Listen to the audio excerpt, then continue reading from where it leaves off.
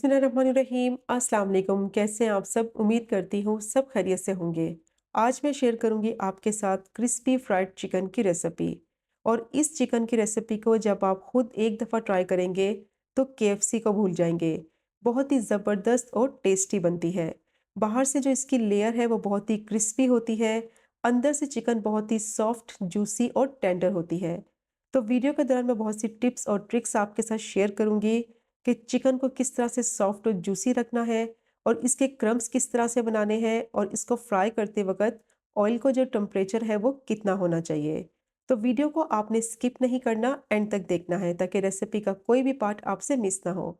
और अगर आपको रेसिपी पसंद आए तो चैनल को भी ज़रूर सब्सक्राइब करें। तो चलें, टाइम ज़ाया के बगैर शुरू करते हैं इस मज़ेदार सी रेसिपी को बनाना। 1 किलो मैंने चिकन ले ली है और चिकन जो मैं यूज़ कर रही हूँ वो स्किन के साथ है। चिकन का जो लेग और थाई का पार्ट होता है मैं वो यूज़ कर रही हूँ। आप चाहें तो पूरी चिकन का इस्तेमाल भी कर सकते हैं।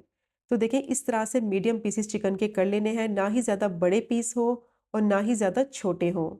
अब एक स्टेप करेंगे क्या कि इसकी ब्राइनिंग करेंगे। उसके लिए मैं इसमें ऐड करूँगी 1 टेबलस्पून सफ़ेद सिरका और 1 ही टीस्पून इसमें नमक ऐड करेंगे। और अब मैं इसमें डालूँगी पानी। तो पानी इतना इसमें डालना है कि चिकन के जितने भी पीसेस हैं वो पानी में अच्छी तरह से डिप हो जाएँ। तकरीबन 3 से 4 ग्लास जो है वो इसमें पानी जाएगा। अब पानी डालकर मैं थोड़ा-सा इसको मिक्स कर लूँगी। सिरका इसमें डाला है, इसमें नमक डाला है ताकि दोनों चीज़ें अच्छी तरह से मिक्स हो जाएँ।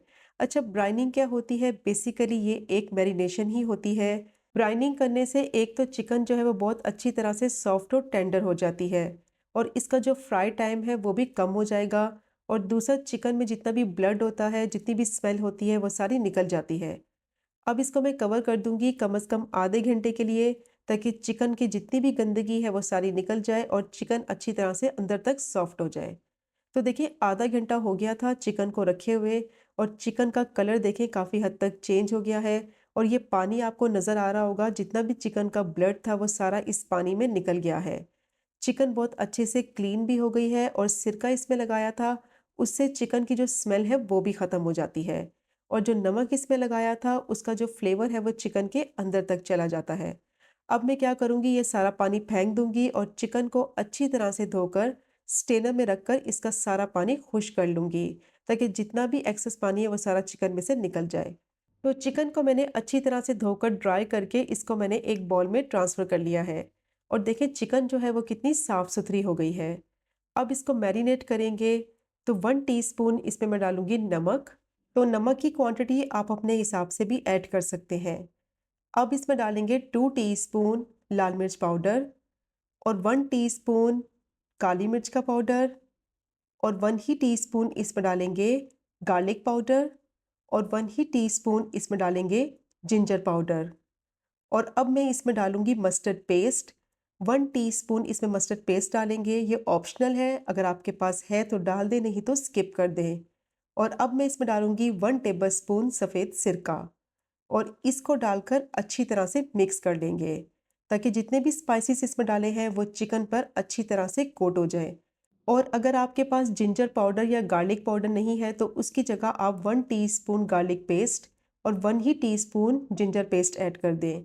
अब देखें, चिकन के ऊपर जो मसाला था मैंने अच्छी तरह से मिक्स करते हुए लगा लिया है। अब चिकन को क्या करेंगे, इसको मैरिनेट करने के लिए रखेंगे। कम से कम 2 घंटे के लिए इसको मैरिनेट करना है, ताकि जितने भी इसमें मसाले डाले हैं वो चिकन में अच्छी तरह से एब्जॉर्ब हो जाएं। आप चाहें तो इसको ओवरनाइट भी रख सकते हैं, बहुत ही बेस्ट रिजल्ट आएगा। अब मैं इसको कवर कर दूंगी और किचन काउंटर पे ही रहने देंगे 2 घंटे के लिए, ताकि चिकन में जितने भी मसाले डाले हैं वो अच्छी तरह से एब्जॉर्ब हो जाए और चिकन अच्छी तरह से मैरिनेट हो जाए। तब तक एक मिक्सचर बना लेते हैं। तो मैंने यहाँ एक बॉल में 2 कप मैदा ले लिया है। ऑल पर्पस फ्लावर ले लें या मैदा ले लें। और अब इसमें डालेंगे कुछ स्पाइसेस। 1 टीस्पून मैं इसमें नमक ऐड करूँगी। नमक मैंने चिकन में भी 1 टीस्पून ही ऐड किया था। 1/4 टीस्पून जिंजर पाउडर डालेंगे। 1/4 टीस्पून ही गार्लिक पाउडर डालेंगे। Half tea spoon paprika powder डालेंगे। अब जितने भी स्पाइसेस डाले हैं उनको अच्छी तरह से मैदे में मिक्स कर लेंगे। तो जब इनसे कोटिंग करेंगे ना चिकन की, तो बहुत ही अच्छा फ्लेवर आएगा। और अगर आपके पास पेपरिका पाउडर नहीं है तो उसकी जगह आप half teaspoon red chilli powder add कर दें। लेकिन जो पेपरिका पाउडर है वो स्पाइसी नहीं होता, बस उसका अच्छा सा फ्लेवर आएगा। तो देखिए तमाम चीज़ों को मैंने मैदे में अच्छी तरह से मिक्स कर लिया है और कोटिंग के लिए मिक्सचर बिल्कुल रेडी हो गया है और अब मैं इसको रखूँगी साइड पर। अब 2 घंटे हो गए थे चिकन को मैरिनेट हुए हुए, तो चिकन की कोटिंग तैयार करेंगे। उसके लिए मैंने एक बाउल में पानी ले लिया है, सादा पानी मैंने लिया है, ठंडा पानी बिल्कुल भी नहीं लिया। अब चिकन को पहले कोट करेंगे ड्राई मैदे के अंदर। थोड़ा-सा इसकी कोटिंग कर लेंगे मैदे के साथ इस तरह से जिस तरह से मैं वीडियो में कर रही हूँ। इस तरह से सेम आपने इसकी कोटिंग कर लेनी है ड्राई फ्लावर से और फिर मैं इसको डालूँगी पानी के अंदर और पानी के अंदर डालकर इसको 5 सेकंड के लिए रखेंगे पानी में। और वो हाथ जो आप मैदे में इस्तेमाल करें उसको पानी में नहीं डालना, वरना जो इसके क्रम्स हैं चिकन के वो ख़राब हो जाएँगे। अब इसको मैंने पानी में डिप कर दिया है, 5 सेकंड के बाद इसको मैं पानी से निकाल लूँगी और दोबारा से इसकी कोटिंग करेंगे। अच्छा ये स्टेप बहुत इम्पोर्टेंट है, इसकी कोटिंग आपने इस स्टेज पे इस तरह से करनी है जिस तरह से मैं कर रही हूँ। ये आपको स्टेप नज़र आ रहा होगा। हाथों की मदद से प्रेस करते हुए इसको मैदे में कोट करते जाएँगे और मैदे की जो क्वांटिटी है आपने थोड़ी-सी ज़्यादा लेनी है ताकि अच्छी तरह से चिकन जो है वो मैदे में कोट हो जाए। तो देखिए कोटिंग मैंने इसकी कर ली है और जितना भी एक्सेस फ्लावर है उसको अच्छी तरह से झटक देंगे। तो कितनी ज़बरदस्त इसके क्रम्स बन गए हैं। अब ऑयल मैंने गर्म होने के लिए रख दिया था और ऑयल का टेम्परेचर चेक करने का तरीका ये है कि इस तरह से आप इसमें स्कीवर्स रखें। जैसे ही आपको नज़र आए कि इसमें बबल्स बन रहे हैं तो इसका मतलब है ऑयल बिल्कुल परफेक्ट गर्म हो चुका है। और अब क्या करना है कि जैसे ही चिकन की कोटिंग करेंगे तो डायरेक्ट इसको ऑयल में डालेंगे। इसको रखना नहीं है वरना इसके जितने भी क्रम्स बनाए हैं वो सब ख़त्म हो जाएंगे। जैसे ही इसको कोट करेंगे फ़ौरन से इसको ऑयल में डालना है। मीडियम टू लो फ्लेम पे मैंने टेम्परेचर को रखा हुआ है और अब इसको 10 से 12 मिनट तक फ्राई करेंगे। चिकन को फ्राई करते वक़्त जो ऑयल है वो कम नहीं होना चाहिए वरना ये अच्छे तरीके से फ्राई भी नहीं होगी और इसके प्रॉपर तरीके से क्रम्स भी नहीं बनेंगे। ऑयल की क्वांटिटी इतनी रखनी है कि चिकन के जो पीसेस हैं वो अच्छी तरह से इसमें डिप हो जाए। अब 10 से 12 मिनट तक मैं इसको पकने दूंगी और इसमें चम्मच बिल्कुल नहीं चलाएंगे। तो देखिए 10 से 12 मिनट हो गए थे मीडियम टू लो फ्लेम पे इसको फ्राई होते हुए और आप चेक करें कितना ज़बरदस्त इस पे कलर आ गया है। चम्मच मैंने इसमें बिल्कुल भी नहीं लगाया, खुद ब खुद ये बहुत अच्छे तरीके से फ्राई हो गई है। और ये देखिए इसके कितने प्रॉपर तरीके से क्रम्स बने हैं माशाल्लाह से। बहुत ही अच्छी ज़बरदस्त ये चिकन फ्राई हो गई है। अब मैं इसको निकाल लूँगी स्ट्रेनर में ताकि जितना भी इसका एक्सेस ऑयल है वो सारा ड्रेन आउट हो जाए। तो ये आप इसकी लुक चेक करें कितनी ज़बरदस्त ये फ्राई हुई है। तो बस आपने स्टेप्स फॉलो करने हैं और आपकी इससे भी ज़्यादा बेहतरीन किस्म की चिकन बन के रेडी होगी।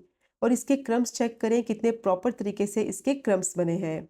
तो अब मैं इसको निकालूंगी और जो दूसरा बैच है उसको भी मैं इसी तरह से फ्राई कर लूँगी।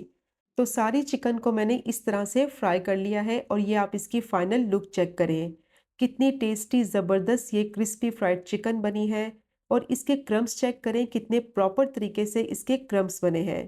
तो ये इतनी टेस्टी बनती है कि अगर आपने एक दफ़ा ये रेसिपी ट्राई कर ली तो इंशाल्लाह बार-बार बनाएंगे। तो अंदर से चेक करें कितनी सॉफ्ट, जूसी और टेंडर है और बाहर से ये उतनी ही क्रिस्पी है। तो बस जो टिप्स मैंने आपके साथ शेयर की हैं वीडियो के दौरान उनको आपने ज़रूर फॉलो करना है। कोटिंग करते ही डायरेक्ट इनको ऑयल में फ्राई करना है तो बहुत ही ज़बरदस्त इनके क्रम्स बनेंगे। ब्राइनिंग आपने इनकी ज़रूर करनी है, उससे चिकन बहुत ही सॉफ्ट और जूसी बनेगी अंदर तक। और ऑयल का टेम्परेचर का आपने ज़रूर ख्याल करना है ताकि चिकन पर अच्छा सा कलर आए।